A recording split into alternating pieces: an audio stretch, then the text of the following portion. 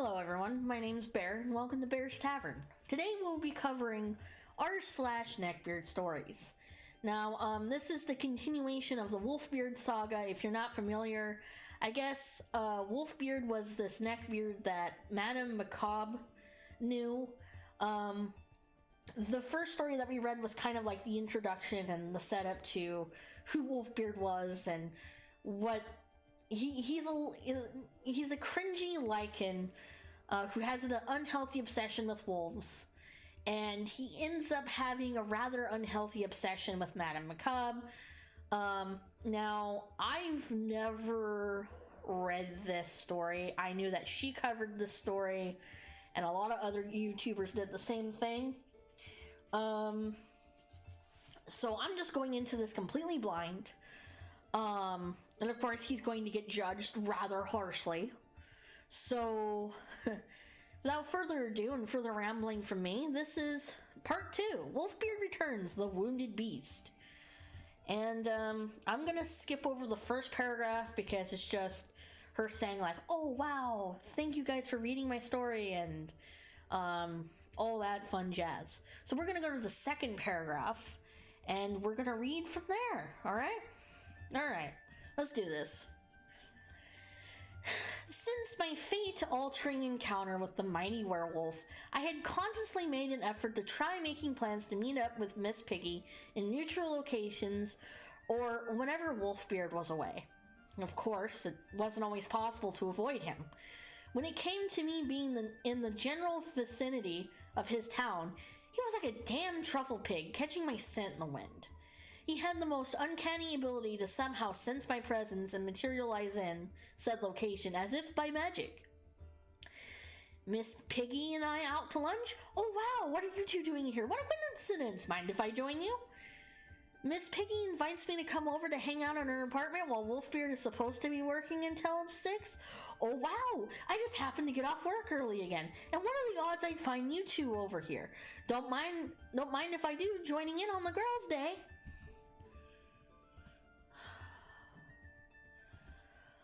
Now, mind you, if his work situation were anything else, I generally might have believed that there were a coincidence.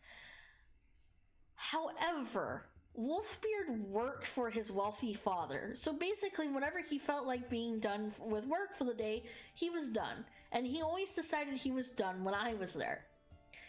I generally tried, you guys. I tried so hard to be friendly to this man because he was supposed to be marrying a childhood friend. But goddamn did he make it hard. There were only so many excuses I could accept for his blatantly creepy and downright inappropriate behavior before I came to the inevitable conclusion that I would never feel comfortable around this person, and that I needed to at least try and warn and protect Miss Piggy from what I can only see as what would become a disaster of a marriage and a broken heart. Now, before anyone gets too far into thinking, gee, Calamity may be feeding Miss Piggy the delusion of him being a literal werewolf. But that's hardly hurting her and weren't trying to interfere with the future marriage. I get you, fam. If that was, I'd let them play Princess Monaco into the sunset. No, what bothered me enough to try and talk this woman out of engagement was the blatant attempts to cheat on her right before her very eyes. Somewhere along the way, Wolfbeard had decided that he was never really in love with Miss Piggy. I would find this out later from word of his own mouth, but early on it was apparent that he decided I would be the new object of his desire, whether I returned the sentiment or not.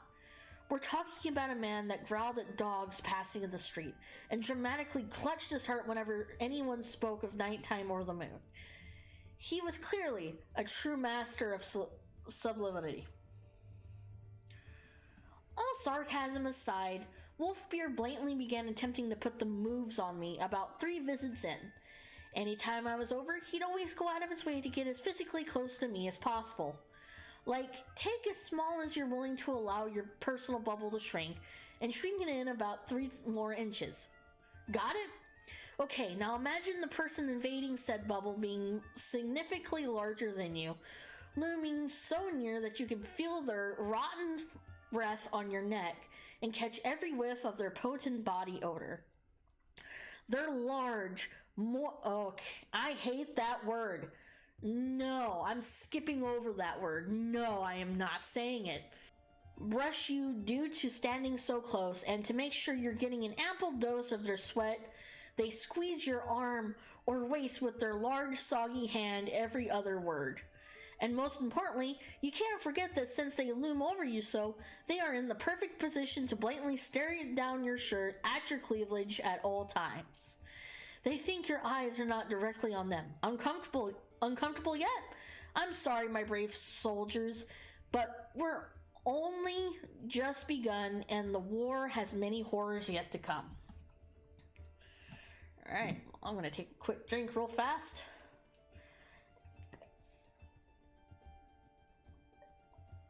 Alright, now that drink's out of the way, let's do this. Alongside Wolfbeard's frequent soggy squeezes, he liked to try his hand at sweet talking. He constantly say things like, "You'll make some man very happy someday, and I envy the lucky bastard." And "Goth chicks are the sexiest." But his all-time favorite poetics to fall back on were extremely uncomfortable comments directly regarding my body. He'd scan me up and down with his greedy little pin eyes and say things like, "Oh, girl, your tits look spectacular in that shirt." Or, "Honey, that top shows off all the right curves." The wildest part to this is that he would make those vulgar comments in the most ridiculously effeminate voice possible while wobbling his head back and forth and snapping his wrists. As if he thought mocking the most over-the-top stereotype of a gay man made it a funny joke that was totally appropriate and A-okay to say not only to my face but in the presence of his own fiancé. I know if I fucking did that shit, my honey would rain upon me like hellfire. Whew, he's making me uncomfortable. That's saying a lot of things. But perhaps the wildest thing of all was that Miss Piggy was not only alright with these behaviors, but actually defended him. That's right. The few times I had alone with her, I blatantly told her how uncomfortable Wolfbeard made me, and that she shouldn't put up with him openly flirting with other women because she was worth more than that. But she'd always counter with the, "But he's only joking, and he doesn't mean to come off as creepy, he's just trying to be friendly." Basically, for every concern I raised, he had an excuse prepared and at the ready. So, after going back and forth with Miss Piggy countless times about it, I finally accepted that if she wanted to marry a creep that openly ogled other women and would, without a doubt, cheat on her the very second the opportunity presented itself, she would. As much as I cared about the well-being of Miss Piggy's heart, and after rekindling our old friendship, I also recognized a lost cause when I saw one, and had to accept that it was not my circus, and this was not my sweaty, unkept monkey. So my compromise was simple. I would stop bringing it up to Miss Piggy, but I did not want to be around Wolfbeard whenever humanly possible. Despite how she defended him, I fiercely maintained how uncomfortable he made me, and to my surprise, Miss Piggy actually agreed. So, over the next couple of weeks, when I saw Miss Piggy, she'd either come over to my place, or we met somewhere outside of her town in seemingly Wolfbeard's spirit of influence. It was fantastic. The uncomfortable aura of hungry eyes boring into me was gone, so I was truly able to enjoy catching up on lost time with my friend. It was hugely apparent that our interests had become widely different, but as we spent the majority of the time simply filling each other in on how our lives, families, and towns had changed over the years, this really wasn't a problem. I did start to notice a disturbing theme, however, of every cringing change or harebrained ill-advised decision she had made over time since high school had somehow linked back to Wolfbeard's influence in one way or another. That being said, these brief few weeks of reprieve were the calm before the storm.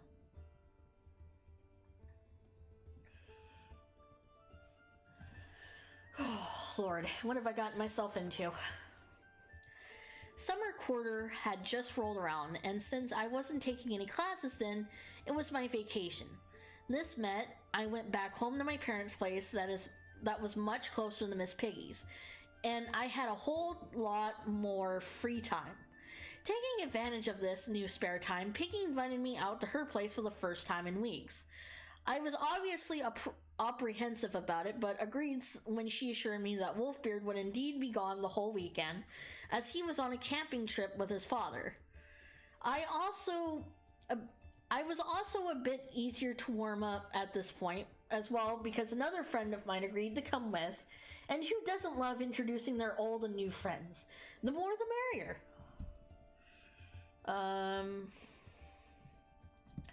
My other friend, who I'll call Lilith, is still one of my best friends to this day. We met after I moved from my old town, and we rode through the absolute wilderness that was our edgy high school emo years. You get through that kind of shit together, and you'll either want to forget the other ever existed, or you'll be blood brothers for life. We're both grown-ass adults who... We're both grown-ass adults now who practically live in the replicas of the Addams family home, though. So maybe the phase never entirely left us or didn't hit us hard, like a slow burn that permanently infected us. But I digress. We're a couple of spooky, badass bitches that ride or die together. And goddamn if Wolfbeard didn't make us ride through hell. Oh no, is he gonna flirt with the both of them? Oh no. So Lilith and I piled into my car and made the trip over to Miss Piggy's. I had already warned her about the filthy state of the place, and you better believe I told her all about Wolfbeard's nonsense. But rather than be abrasive, Lilith maintained an incredible amused air about the whole thing. Lilith is a creature that has mastered all 12 circles of sass, and is an entity I suspect to be comprised of nothing but sheer concentrated spite. Same. Fucking same. So I got the impression she was actually disappointed that the beard would not be available for viewing in his natural habitat. However, to her delight, things that evening took a turn from what I was expecting. You see, when I pulled into the parking lot of the oh-so-familiar battle zone of an apartment complex, I spotted not one, but two cars in front of Miss Piggy's unit. There was Miss Piggy's cars, and right next to it, plain as day, was Wolfbeard's car. A wave of rage burbled up in me, and I froze in my tracks, no longer wanting to participate in the visit. Lilith, however, looked positively ecstatic and grabbed my hand, yanking me toward the unit. When I finally got to the door, I knocked a little harder than usual, my irritation apparent. However, Miss Piggy didn't seem to pick up on this in the slightest. When she opened the door to greet us, there oozing proudly on the couch was none other than Wolfbeard. Oh, Lord. Lilith, why are you like this, sweetheart? Lilith nearly looked like Christmas had come early, and hoping she'd get to see him bark or climb out another window. I, however, was not in a good mood about the matter. I, a little curtly, asked Miss Piggy, "I thought Wolfbeard was joining his dad on a camping trip this weekend, Piggy." "Oh, well, he was, but when I told him you were coming over today, he decided to stay home instead." The way she said this, as if nothing even slightly unusual, practically ran my blood cold. Was I living in the Twilight Zone? Why the hell would Miss Piggy tell Wolfbeard I was coming over when I expressly told her he made me uncomfortable and didn't want to see him? What's more, why was she okay with him seemingly being so enamored with me that he'd cancel out on a trip with his dad he had previously ever been so excited about? The whole thing just didn't sit right with me. As per usual, the moment I entered the room, Wolfbeard's eyes laser focused directly onto my chest. However, moments later, his gaze shifted to the new figure behind me. Upon spotting Lilith, it was his turn to look like Christmas had come. Hello, my darling Calamity, he chirped, picking up that stupid, infamous rock accent again. I must say, you look positively appetizing as usual. The way he said appetizing damn near set the hairs on the back of my neck standing straight up. He shifted into what I imagine he thought would be a seductive position on the sofa and narrowed his eyes at me. But I must say, who is that absolute snack behind you? Lilith shot me a look of pure euphoric amusement at what her eyes were witnessing before stepping forward and introducing herself. Hi, I'm Lilith. I'm Calamity's friend from high school. It's really nice to meet you. There was absolutely no sublimity when Wolfbeard's eyes shifted down to Lilith's cleavage. If my tall, slender frame is busty, Lilith's shorter and curvier frame is positively voluptuous, I'm gonna say, to say the least. And oftentimes her choice of wardrobe only emphasized this. It was all too much for the poor beard. Sensing a new female in his territory, the mighty Wolfbeard began his usual courting rituals, prying himself off the sofa like a wad of chewing gum baked in the sun.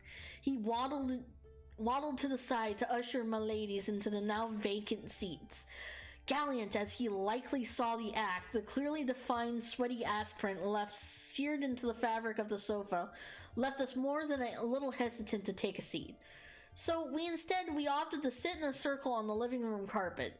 To precisely no one's surprise, Wolfbeard hurriedly worked to shove himself between Lilith and I.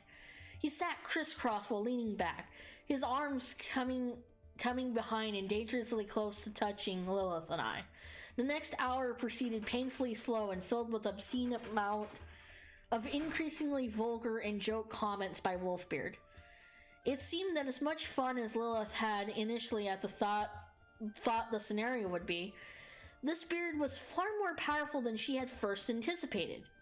He was a creature of dark magics, older magics, and these unholy forces broke through her seemingly impenetrable, war-hardened emotional battle armor, leaving her shifting uncomfortably and looking at me for escape. At this, I took my window of opportunity to flee. I told Miss Piggy that Lilith and I had something come up and that we had to go. She seemed a little disappointed by the sudden departure, but accepted and bid us goodbye. However, it was Wolfbeard that seemed the most upset by this. His shoulders dropped, and he looked down to the floor, his dirty golf cap casting a heavy shadow on his round face. Do you really have to go so soon? He asked in a quivering voice. Yeah, sorry about that, I responded with zero interest in feeding into his act. At this great effort, he worked his way back up into a standing position before beginning to waddle in our direction. That's really a shame, he almost whispered. I gave up spending time in the great wilderness to be able to hang out with you, and you should know what a big deal that is to me. My kind need to run wild and free in the forest. It's in our blood. It helps us control the beast. Oh no. Girl, run. Just run. Just straight up run. Lilith shot me a look, but he kept approaching us. Well, in the very least, you can give me a hug before you go. Before I could protest, his moist, flabby arms were crushing around me, pinning my arms to the side. There's that word that I hate so much. And I just said it. I was enveloped in a cloud of body odor that I previously never would have thought possible, and had to fight the most powerful urge to wretched.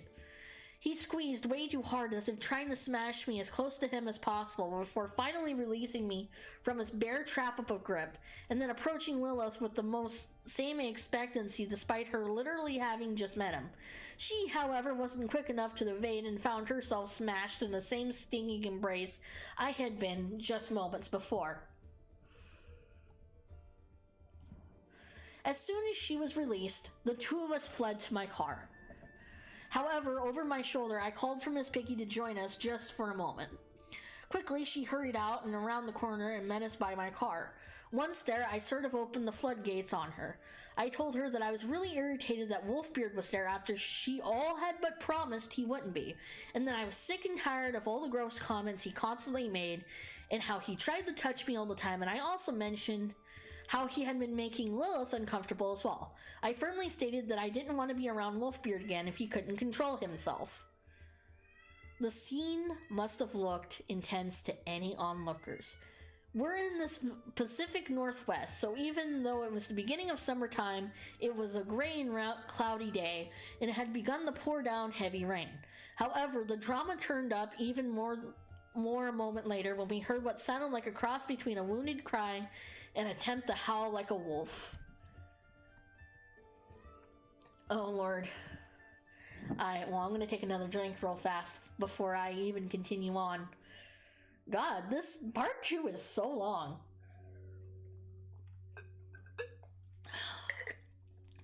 I looked out across my window to the corner of the building. Wolfbeard had crept out behind Miss Piggy and at some point had been listening in our discussion.